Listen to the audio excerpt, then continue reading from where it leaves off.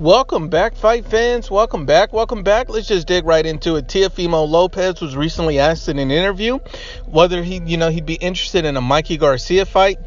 Teofimo Lopez stated that, he's on his way to move up to 140 pounds. He doesn't believe he'll be at 135 for much longer. That's why he's been pushing the Vasily Lomachenko fight so much. But ultimately, he believes he'll be at 140 pounds by next year. He feels like he's just too big for the 135-pound weight at this point.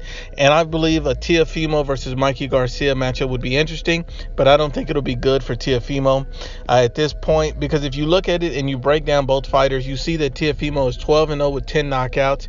He does, get a lot of spectacular stoppages. He's 21 years old. He's 5'8" with a 68.5-inch reach. Mikey Garcia is obviously 39-1 with 30 knockouts. He's 31 years old, 5'6" with a 68-inch reach. So Teofimo would have the height and reach advantage over Mikey Garcia. But we still can't forget that Mikey Garcia is in his prime. He's an elite level type of fighter, especially at 140 pounds or 135 pounds. I think that, the height and reach is just not big enough difference for Teofimo, and the experience would be too much for Teofimo. I think that Mikey Garcia would beat Teofimo cleanly and convincingly, if not stop him. I think Teofimo knockout streak, I think it'll come to the end against a Mikey Garcia who showed he has a very strong and resilient chin by going 12 rounds with Errol Spence Jr.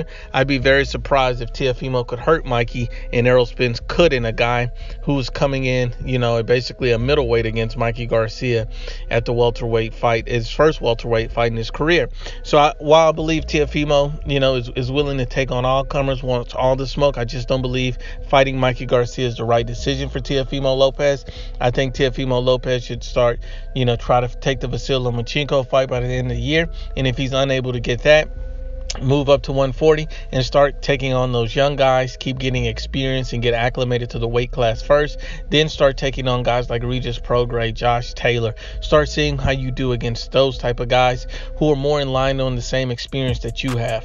But once again, unbiased as always, it's the IBFP. Please share, like, and you must absolutely subscribe.